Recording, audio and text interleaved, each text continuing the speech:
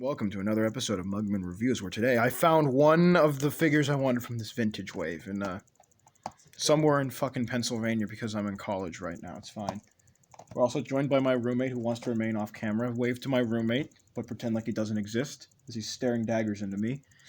And we're gonna try to get this bitch open without fucking up the packaging something fierce. You know, under normal circumstances, I wouldn't care. Like, I'd just fuck up the packaging and read the hate comments, but I'm actually trying not to fuck this up. Okay. So, what you gotta do is just find this little tab, because if I'm separate, just start splitting this and try to be very, very careful. Because you don't want to fuck this up. But you want to get the figure out. And I dropped it. A little bit more, and there we go. And the packaging is mostly fine, other than, I guess, those tears down there. Yeah. Speaking of the packaging, check it out, boys and girls. It looks just like a figure from the 90s, except the complete wrong scale.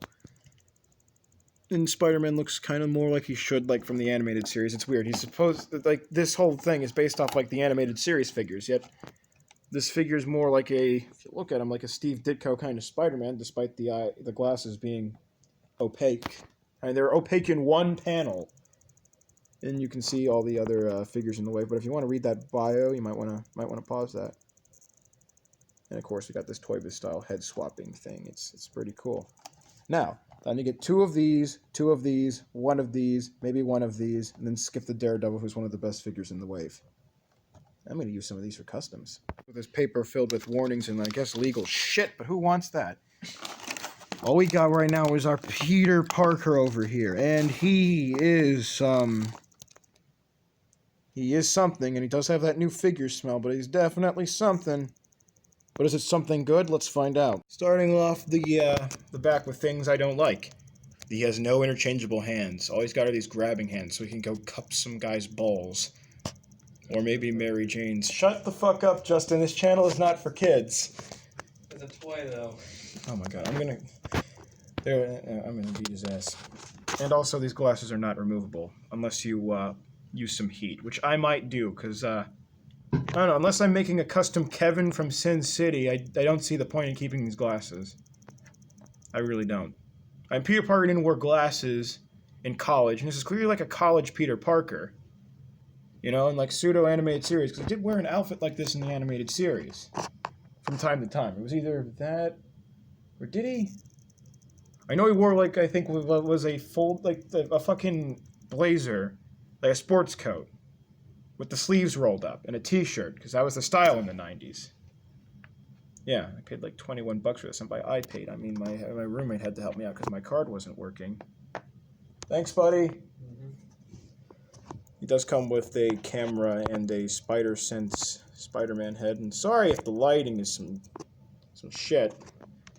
This light is really bright. There we go. It's probably a little better. Say one thing though, he holds it really well in this claw hand, but as for the other one, not so much. But you know, I suppose you can get him in some good poses of him taking photos of things that aren't himself in a skin-tight red and blue suit, stretching himself and doing shit. God, that sounds really weird when you word it like that. I'll love him or hate him. The glasses are actually mostly painted well, other than like some slight scuffage there, and yeah, the details are really good. I suppose other than the shoulders hanging a little too low, but I think that's just a problem on like Hasbro Marvel Legends in general. The pants are a nice blue, but he's got white shoes. Like, buddy, if I showed up to school with freaking shoes this white, they would be stepped on. They would be stepped on until they turned black. I remember some girl who liked me at the time. She got some new shoes, some new J's, and she went up behind me and just grabbed me by the shoulders and started stomping on my heels. Of course, I didn't take that, and I kicked her in the shin. But you know, you're not supposed to hit girls, even if you're being assaulted and grabbed from behind by your shoulders, because you know, somebody just firmly grabs your shoulders. That's not rape or anything, or like sexual assault, or you know, intimidating, like at all. I pray you can read the sarcasm. Although, here's something weird I noticed upon putting on the second head, which has good paint apps other than that line. That line ought to be something other than flesh tone. That just looks weird. Seems this head actually stands a little bit off the body. So he's got some, what is it, as Anthony's Customs pointed out, he said it's got like some lollipopping going on with like that Spider-Man. Got a little bit of that with this Peter Parker. And it's a little weird. In fact, it's very weird. Got the same thing going on, and I just noticed some very ugly and obvious seams on his face. I mean, that's no good. Also, to take up these glasses, you can get a look at these eyes. Remember, someone said they look kind of like he's got old man eyes, but no, looks like a college student. If the eyes look a little sunken in, like he hasn't gotten a lot of sleep, that's completely normal. Isn't that right, Justin? Mm-hmm. As he's trying to take a nap, and I'm waking him up to answer dumbass questions. I'm a shitty roommate. When about that thing, I kicked her the second time. Not the first time. Like, she did it a separate time, just grabbed me by the heels and repeatedly stepped on my shoes. So, now that all the details have been covered, so let's get into articulation, because it's actually a lot of good sculpt work and everything, but here comes the tricky part. Filming the articulation count when I don't have any proper equipment whatsoever. Okay, so the head can look that far up. I think that's halving it. I don't know. The neck joint is actually really stiff on mine. And you can look down that much. You can look up like that much with just the joint, and then you have to have the head, and then you can look up and still that weird lollipopping. There's too much of a gap. That's some really weird gappage going on. Sharpness Prime, you say shoulders move out about that far. It's got a bicep swivel. Double jointed elbows that work way better than the Spider-Man, because I've seen some reviews, and it's mostly the Sunfire body, and those double jointed elbows don't do crap unless you grind down some of them and remove it. And on this hand, he's got a wrist hinge that goes down and just a little bit up. On the other hand, he has a irregular standard forward and back wrist hinge, which goes this far. Son of a bitch. Which goes this far forward and this far back.